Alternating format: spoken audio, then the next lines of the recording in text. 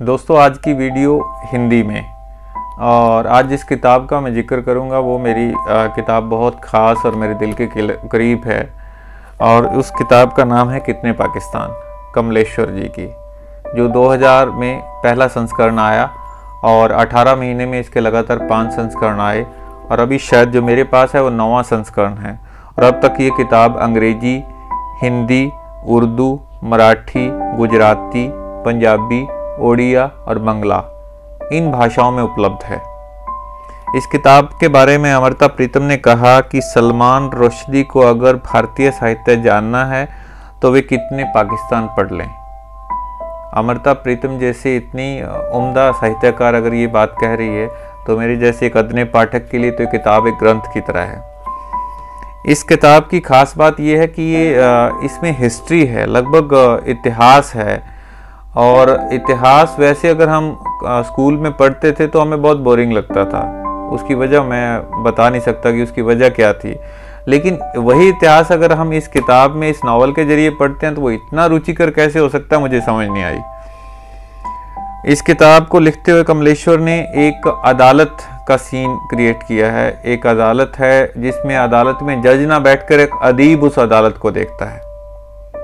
अदीब उर्दू का शब्द है और अगर हिंदी में समझे तो लेखक या साहित्यकार आप कह सकते हैं। एक अदीब है और एक उसका अर्दली है जिसका नाम महमूद अली है, जो बार बार बुलाता है। जैसे अदालत में जो भी केसेस होते हैं तो वो जो अर्दली होता है वो बुलाता है जो भी केसों से संबंधित जो लोगों को। इस अदालत में जो अदीब की अदालत है उसमें कौन कौन लोग हैं, इसमें इतिहास भी है। इतिहास मतलब उसका भी मानवीकरण किया गया है। इतिहास वहाँ मौजूद है। समय को इस अदालत में बुलाया गया है। और भी मैं कुछ चीज़ें बता देता हूँ कि कौन कौन है इस अदालत में, बड़ा इंटरेस्टिंग है। इस अदालत में नदियाँ आती हैं, जिसमें गंगा आती है, यमुना आती है, उससे भी सवाल जवाब किया जाता है। उसकी अदालत में पेड़ आते हैं, सदियाँ आती हैं, हिंदुस्तानी तहजीब को बुलाया जाता है, और बहुत से नाम हैं जैसे अल्लामा इकबाल, उनको बुलाया जाता है, चित्रगुप्त को बुलाया जाता है। और इसमें कश्मीरी हिंदू हैं, वो जो वहाँ मतलब कि उस अदालत में ज़्यादातर वो लोग हैं जो मर चुके हैं, जो मृत हैं या जिनकी लाशें वहाँ पहुँचती हैं, या कुछ लोगों को कब्रों से भी बुलाया जाता है। उनमें बाबर को भी बुलाया जाता है। ए फ्यूरर जो हिस्टोरियन थे और डायरेक्टर थे आर्कियोलॉजिकल सर्वे ऑफ इंडिया के, उनको बुलाया जाता है।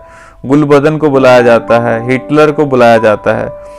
बाबर के साथ बाबर को तो बुलाया जाता है, राणा सांगा, मोहम्मद बिन कासिम, इनको बुलाया जाता है। श्रीलंका से प्रभाकरण को बुलाया जाता है, सद्दाम हुसैन को बुलाया जाता है, औरंगजेब उस अदालत में है, दारा शिकोह उस अदालत में है, राजा जसवंत सिंह उस अदालत में है। बहुत से यात्री हैं जिनमें से एक बर्ने है यात्री, वो उसको भी अदालत में बुलाया जाता है। लॉर्ड माउंटबेटन को वहाँ बुलाया जाता है। रेड क्लिफ को उस अदालत में बुलाया जाता है। इसके अलावा और भी कुछ नाम हैं, जिस तरह से बंगाल का जो नवाब सिराजुद्दौला था वो भी वहीं है। जैसे मैंने कहा मानवीकरण भी किया गया है, तो हिरोशिमा शहर आप सब जानते हो, वो भी उस अदालत में पेश होता है। अमेरिकी प्रेसिडेंट रूजवेल्ट को और ट्रूमैन को भी बुलाया जाता है, क्योंकि ये कसूरवार थे जब हिरोशिमा पे न्यूक्लियर अटैक हुआ, तो उनसे भी सवाल जवाब किया जाता है।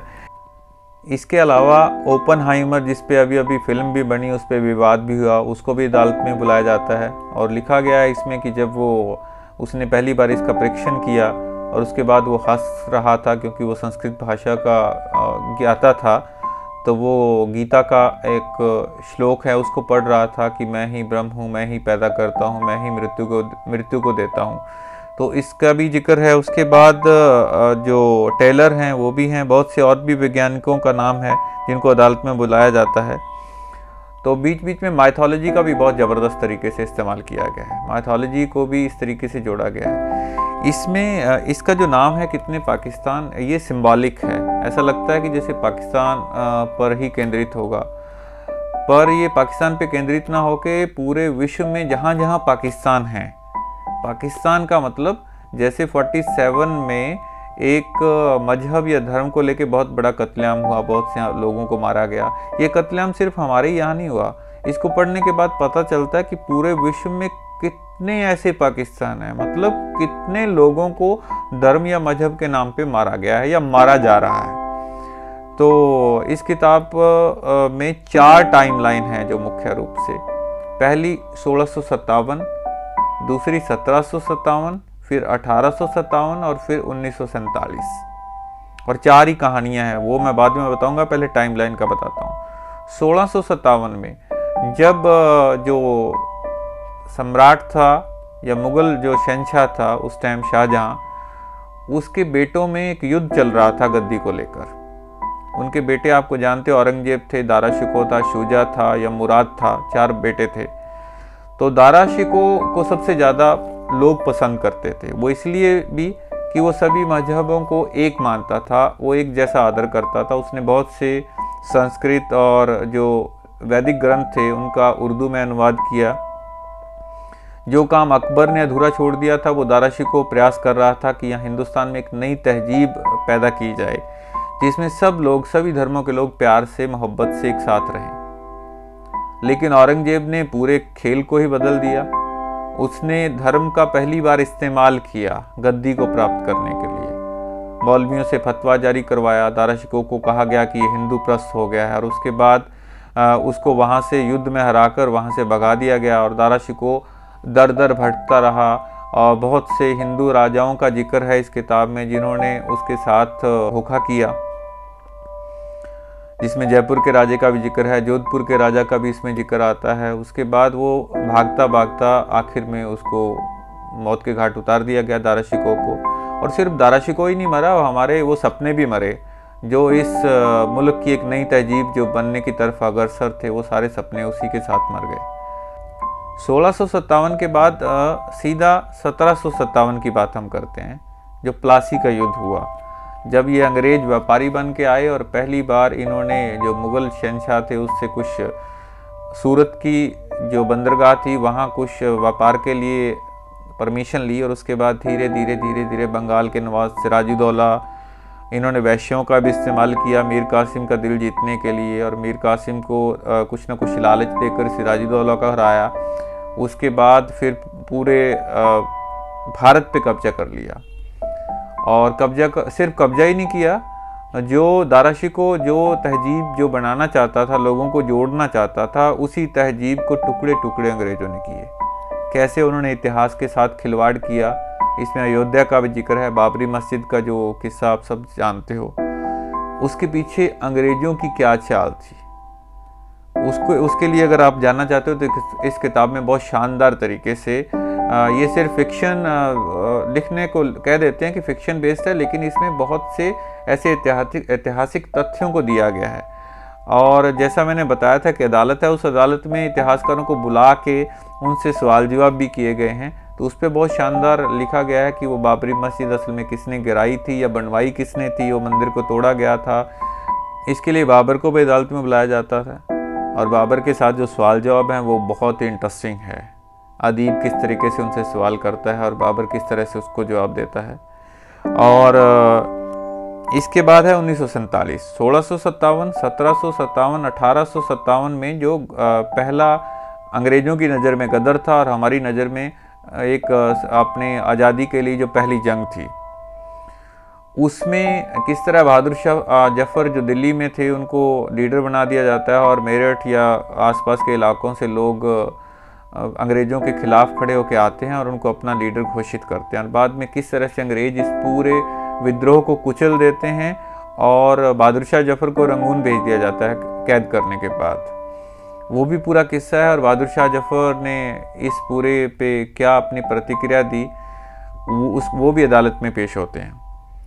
इसके बाद 1947 में जो कत्लेआम हुआ, उसके पीछे जो डिसीजन लिया गया माउंटबेटन के रोल के बारे में, रेड क्लिफ के बारे में, और जिन्ना के बारे में, नेहरू के बारे में, ये तमाम बातें बहुत ही इंटरेस्टिंग तरीके से इसमें उसी अदालत में ये सभी बातें हो रही हैं जो अदीब की अदालत है। बीच बीच में जो अदालतें जहाँ पर हिंदुस्तान की अदालतें हैं उन पर कटाक्ष भी किया गया है, और ये कहा गया है कि जिसको मतलब कि न्यायालय से अगर न्याय की उम्मीद करनी है तो आजकल इन अदालतों से उम्मीद कम हो गई है, और लेकिन अदीब की अदालत सदियों से जो चीज़ें रुकी हुई हैं उसके भी फैसला करती हुई दिखती है इसमें। इसके साथ साथ 4 कहानियाँ भी साथ साथ चल रही हैं, जिसमें से 2 कहानियाँ जो एक तो शुरुआत में आती है विद्या के साथ, और एक सलमा जो मुस्लिम है और अदीब हिंदू है।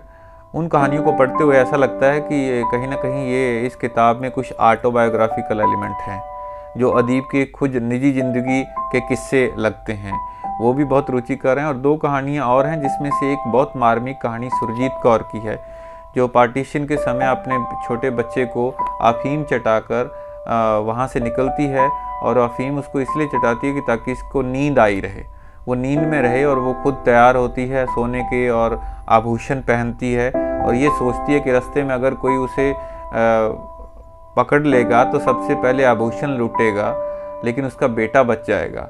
उसके बाद अगर आभूषण लूटने के बाद उसकी इज्जत भी लुट गई तो भी वो ये उम्मीद करती है कि उसका बेटा किसी तरह से बच जाए। लेकिन अदीब की अदालत में जब वो पेश होती है तो बेटा अभी भी उसके कंधे पर है और बेहोश है। और जब बार बार वो मुल्तान की रहने वाली है, 1965 की जंग में, 1971 की जंग में, कारगिल वार में, बार बार वो अदीब की अदालत में आके एक ही बात पूछती है कि क्या इस बार जो बमबारी हो रही है उसमें मुल्तान पे तो बम नहीं गिरा। अदीब उसे कहता है कि तुम बार बार मुल्तान की बात क्यों करती हो, अब तुम दिल्ली में रहती हो, मुल्तान एक दूसरे मुल्क का दूसरा शहर है, अलग शहर है, तुम दिल्ली की बात करो। लेकिन उसका जो भावनाएं हैं, जो इमोशंस हैं, वो अभी भी मुल्तान से जुड़े हुई हैं। वो अभी भी अपने कंधे पे उस जो बदहवास जो अपना बेटा है उसको लेकर अदालत में बार बार आती है। जो चौथी कहानी है वो एक प्यार की कहानी है, जिस पर पंजाबी में एक फ़िल्म भी गुरदास मान जी ने बनाई, शहीद मोहब्बत बूटा सिंह। इसके अलावा इसमें गुरु तेग बहादुर जी की शहादत का भी जिक्र है, और एक और भी जिक्र है कि एक परिवार के 2 ही लोग, याकूब खान और यूनिस खान, कैसे एक पाकिस्तान में चला जाता है और एक हिंदुस्तान में चला जाता है, और बाद में हिंदुस्तान पाकिस्तान की लड़ाई में दोनों भाई आमने सामने लड़ते हैं। तो ऐसे बहुत से किस्से हैं, बहुत से और भी इंटरेस्टिंग किस्से हैं, जिसको पढ़ने के लिए आपको ये किताब पढ़नी पड़ेगी, कितने पाकिस्तान। और मैंने आपको पहले ही बता दिया कि इसका लगभग 8 या 10 लैंग्वेजेस में, ज़ुबानों में इसका तर्जुमा हो चुका है, इसका अनुवाद हो चुका है। तो आप पंजाबी में भी पढ़ सकते हो, बंगला, उड़िया, हिंदी में तो है ही ये मूल रूप से। तो इसको ज़रूर पढ़ना और इसकी प्रतिक्रिया देना। आज इतना ही था, और ये मेरी सबसे प्यारी किताब है जिसको मैं बहुत ज़्यादा पसंद करता हूँ। मैं उम्मीद करता हूँ कि जब आप इसे पढ़ लेंगे तो ये किताब आपकी भी फेवरेट किताब बन जाएगी। Thank you.